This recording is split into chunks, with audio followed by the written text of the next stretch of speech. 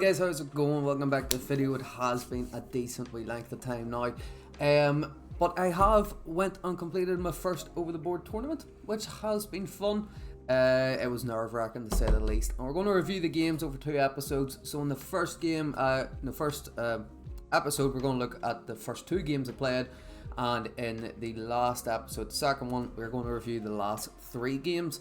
Now I'm doing it like this because I played 6 games in total. But I got 1 bye, and that was my second game, so I got a point, even though I didn't play. So during my first day of the tournament, I played 1 game. Second day of the tournament, we played early morning, 11:30. So we're going to have a look at that game, and then we'll have a look at the following ones in the next episode. So here we go. This is the first time I'm actually sitting down and reviewing it myself. So it is. So I stuck them into chess.com's analysis and just played the moves, done it for all the games, and now we're going to go back and actually properly look at them and see what chess.com has to say, kind of accuracies, things that we could have done better. But yeah, so if I'm not mistaken, let me double check. I think we had the we had the black pieces in the first game, so we did. Yeah, obviously I had to go. You write out all the moves, all that. So we had the black pieces. Going into this, our ELO estimation, because we don't officially have an FIDE rated ELO, was 1200. So the estimated my rating as 1200. The first opponent we come up against, his rating was, let me double check. His rating was 1602, and that was his actual rating. So 1602 was his over the board rating, and this is the game that we played. We had the black pieces, and he starts off with d4, and if you know me, you know I hate d4 openings, but it is something I've been looking at recently, and I'm feeling a lot more comfortable coming up against it. So here we go for quite a normal setup. He's not a London player, which is good. We do copy him quite a bit. Almost looks like copycat variation. All we need is to have our knight here, and it basically is. But instead, I'm like, okay, I'm just going to attack, pin this knight. Does kind of give him an extra tempo. He has another piece out. But I want this bishop to die. Like, I was like, I'm not going to have a need for this bishop. All my pawns are going to end up on light squares very easily. So he, very simple move, blocks. We capture, which computer actually says is an excellent move. Here it says c6 would have been better, just to consolidate on the light scores a wee bit more and just wait to be attacked. But I didn't want them jumping in. I didn't want this knight jumping into the center, then having to take, and then we can't deal with this knight at the moment. Well, we could have probably went here, but I just didn't like that at all. So we do capture, he takes back, and then we play c5. c5 is a wee bit stronger in this position because he doesn't have the possibility to play c3. As you see in a couple of our games that we had with white, it is something that we looked at. It says here bishop, bringing the bishop out here first and trying to trade off would have been better. He does make a mistake. He pushes in forward. I was like, well, that just allows us to jump out with our knight. This bishop has already made 2 moves, so if he takes, we're just going to take with a queen, keep our pawns together, and bishop for a knight, that's alright. Happy enough here, he retreats. He's like, okay, I made a mistake, I don't want to trade off my darks for a bishop. I'm like, too bad, you're going to trade it off. Obviously, trading his darks for a bishop in this position suits him a wee bit more.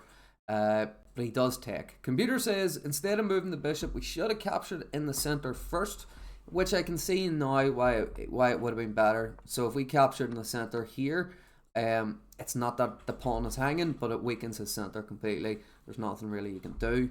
Yeah, should have went for that, but that didn't. Unfortunately, it's not what I've seen. But I was more focused on taking the bishop. Then we can get the pawn back this way. He did spend some amount of time. I know I don't have clocks on here either, but he spent some amount of time on this move. I don't know what he was possibly thinking of. This pawn push doesn't work, as I could just capture it. I can't see anything that he was thinking of here, really, at all. So instead he went for g4. So he pushed the g4.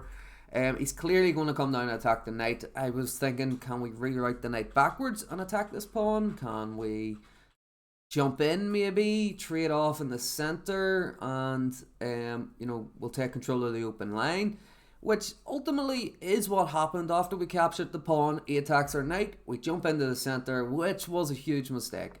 Taking with the queen wasn't ideal. Oh no, the computer now says it's actually best. So we do capture, then we should have went back. Should have went back with the knight, with the possibility of jumping in on the dark squares, making use of the weakness, because he has no dark square bishop, and all his pieces are looking at light squares at the moment with his bishop. Queen's not doing much, and he'd need to make another queen move before he can get castle long. But we trade off. We give this check. Very, very simple move. This check will force the knight to go back. It threatens this weakened pawn. It does also attack the knight, so he has to move it. Could move back to d2, but then we're just going to attack on b2. If we get attacked, we can just drop back. Again, very similar to what happened. He does go knight c3 when d2 was the better option. We capture the pawn. This knight move, this caused problems down the line. Now, it stops me from obviously capturing the knight, giving a check, and then he loses the right to castle, or else he's going to lose his rook. So we jump back again. This is the best move, attacking the pawn, keeping our eyes on the rook, so the queen can't come off this file at all. Knight can't go back. Knight can obviously kind of go forward, but we're just going to capture that pawn. So he pushes the pawn, being like, okay, if you're going to do anything, I'm going to at least get something out of it. We do make a mistake in not capturing. I thought, okay, well, if we're attacking his queen, we're going to win a tempo. But I just overlooked the fact it was a check. I don't know why. Again, the time increment for this is 90 minutes plus 30 seconds.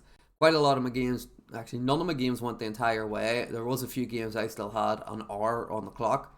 But I looked at this position, I was like, it's not terrible. But I didn't know to take or not. I didn't want to take and then create massive weaknesses. I thought it was just too much, too many weakness. Obviously can't take with a H pawn, as would lose the rook. So yeah, he captures, we take with the king, and he comes over to attack our pawn, getting his queen out of the line of sight from the rook, and counter-attacking the pawn, so we easily defend. He castles. I made an inaccuracy. Well, it says it's a good move, but rook here would have been better, doubling the rooks on the open file, and then possibly here takes. No, that wouldn't work, obviously. But we can go in and attack the knight. But I didn't. I decided, okay, we'll move over and we'll try to get our king down. Now he's pinned this pawn, and this is where things. I made a huge mistake, and I don't know why I did it. So it's very, very simple. What his plan is to jump the knight into f4 and attack this pawn with two pieces. It then can't be captured. Well, I can. Like, I could have moved the rook over, moved the rook up to defend it, but I moved the king back. Right?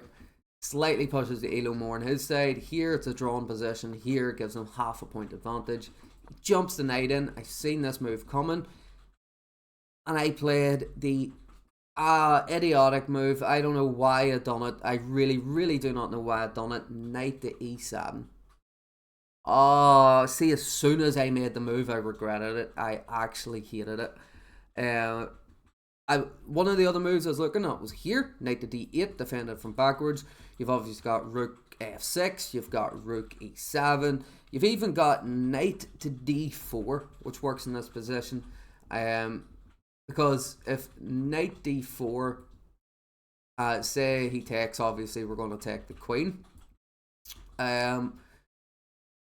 Like here, computer gives, if pawn takes, then we take here. Then if he gives a check, we would just drop back and block. So check, block, protecting everything. And we're not up a pawn or anything. He does still have a small advantage, but would have been better than what it did, which is jump the knight here. He takes the pawn, we attack, he discover checks, wins the rook. But then we block with the rook. He then wins the rook anyway. We take with the pawn, and then from this point it's just the game's over. Really had nothing. and in this position I resigned. There's nothing I could do. Don't know how much time I had left on the clock in my first game. But again, for my first ever game on an over the board tournament, coming up against a 1600 essentially, 1600 rated. And I think he goes to the same club that I do as well. He was a late entry, so he was too. Yeah, I just thought it wasn't a terrible game. It really wasn't.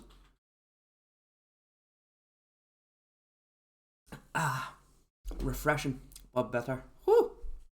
Right, so that was the first game. Second game we did get a bye, so we ended up gaining 1 point, and that ended the first day of the tournament. So after we got the bye, we were 1 point up. We then went into a third game. This was the second day in the first half 11 start. We had the white pieces, and I was like, I tell you what, we're going to go for it. We're going to play what we hate the most, which is d4. And in this, I was playing one of the arbiters. So he was actually one of the guys helping organize the event.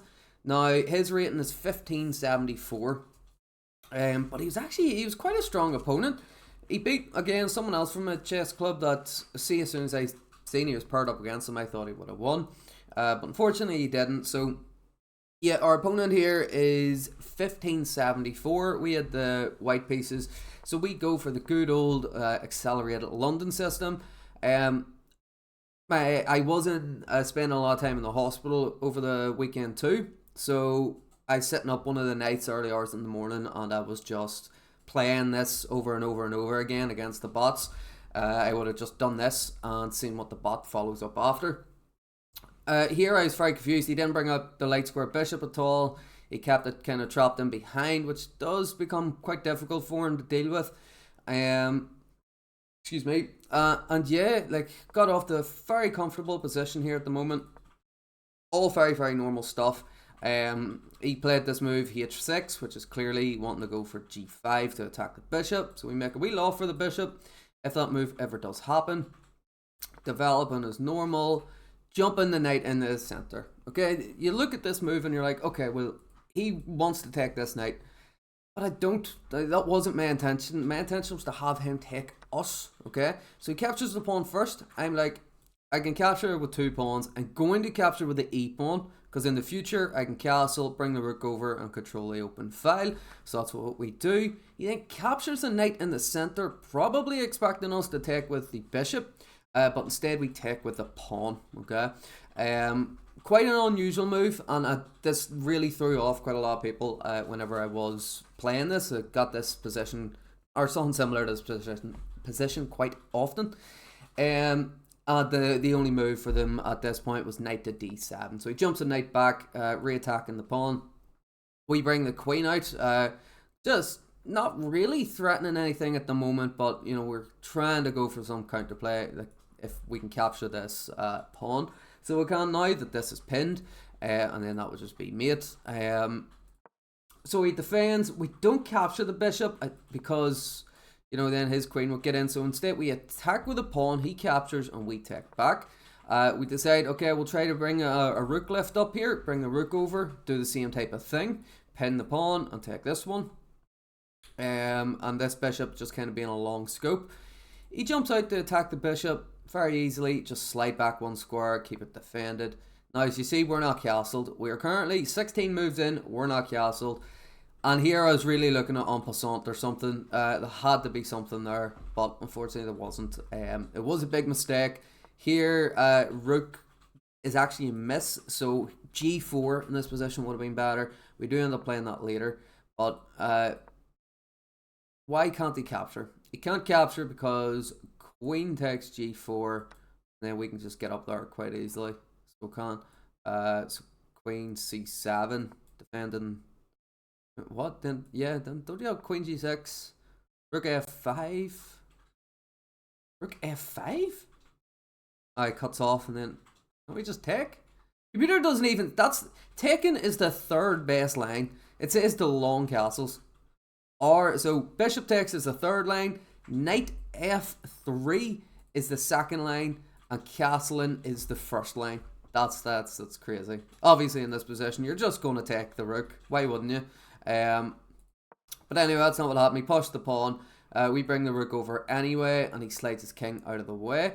Decide, okay, we're going to get our rook up in the game, kind of be a pain. Attack this pawn, keep our eyes, stop the G pawn from being pushed. So he does a bit of manoeuvring, we get castled. Now things are starting to slightly go in the black's favour. So you watch the elo bar slowly creep there. But like, we'll just jump back. He attacks us, pinning the knight to the rook. So quite easily, just move the rook out of the way. You know, not really getting anything going on the 4th rank. But we'll have pieces there to look after. Now we can move the knight out of the way. I seen this wee knight maneuver, and then obviously to get the knight where the queen is, to attack the bishop, to keep our eyes on the e pawn. And yeah, he goes for his own knight maneuver.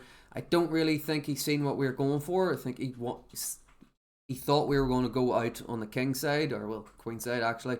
But instead, yeah, we went for a maneuvering, attacked the bishop, but he captured us. A very simple one move attack. Attacked the rook, we slid it out of the way, and he moved again. This pawn push then allows us to jump the knight in. Just watch, just keep watching, because this ends brilliantly. It ends brilliantly. So, check, and his king only has 1 square, otherwise he's going to lose his queen if he captures. Okay? As you see, the elo's 0.1, but that quickly changes. Here we made a mistake. It's not really a mistake. It says we should have went rook here instead. But very simple. We just want to push this G pawn, open up the files and all a bit, so we do. But we want him to capture us. We don't want to capture, keep it even more closed. So we're happy to let him come in and capture us. He's brought this knight back to attack us. That's fine, no problem at all. He captures the G pawn. We capture it back. And that move I don't understand. I just do not understand what he was thinking there. I don't know why he didn't just take back. Like, what is wrong with that? There's nothing wrong with that. If anything, you know, he has a very small advantage. Obviously, there's a lot going on his king side at the minute. But yeah, he played this move, he slid back, and I just knew for ages I was cooking something over on that side. Look, because his king was just so congested, so packed in by all his other pieces. I was calculating everything. Okay, well, I don't want this pawn to be here. I want him to take us. If so, this pawn becomes pinned, and you know, maybe we bring the queen over, go for a discovered check. But instead, I pushed the pawn. He captured, or he defended. So what his idea here was just get this rook into the game, get him more active onto the file to protect. But it didn't do much because it allowed us to set up the discovered check. And after this, it was just game, set, match, because he took the knight. Now, mate in 10 comes up on the board. Right? And I must have seen it. If not, a very least seen. Well, no, I did see it. It was take with a pawn, not with a queen, because in that situation you would trade queens. Take with a pawn, he takes with a queen. Bad move, because we hit him with the rook sacrifice of rook take h6 check. If he takes, in this position he resigned, he just pulls hand out and he says, well done, I just couldn't calculate anything there. So yeah, this is whenever we got our second point. Here, if he took with the rook, no, the pawn, because he has to, we would take with the rook again, and the only move in this position is king jumps over, queen comes in, and you know, there's a mate in 6 here, which is queen takes here, rook f7, rook f7, queen d6 check, rook here, you bring the rook over to f6, king e8, mate in 2 is queen, what's that say? Oh, queen check, king here, rook d6, mate. No, yeah, mate. So, I don't know if I would have been able to calculate all that out. I probably would have. But yeah, whenever we got this move, we actually got a brilliant move in an over-the-board game. I couldn't believe it. I seen it. See, as soon as I seen him take with a queen, straight away I grabbed that pawn with a rook, just knowing that like it was working. I just knew it was. And yeah, no, beating one of the arbiters. He was 1574 rated. So we're on our way for a good start of the tournament. We'll have, 2 out of 3 points. Brilliant start from first ever tournament. So yeah, that's kind of how it's went. We've had one game with black, one game with white, and a bye in the second round, so we got a free point. So yeah, that's been the first episode here of running over the games I've had in my over the board tournament. I was thinking maybe in the next one, it's happening in my chess club. I'll see maybe if we can record the actual chess. But we'll see. So yeah, if you want to see how the tournament finished, tune in to the next episode. It should be coming out tomorrow. Thank you.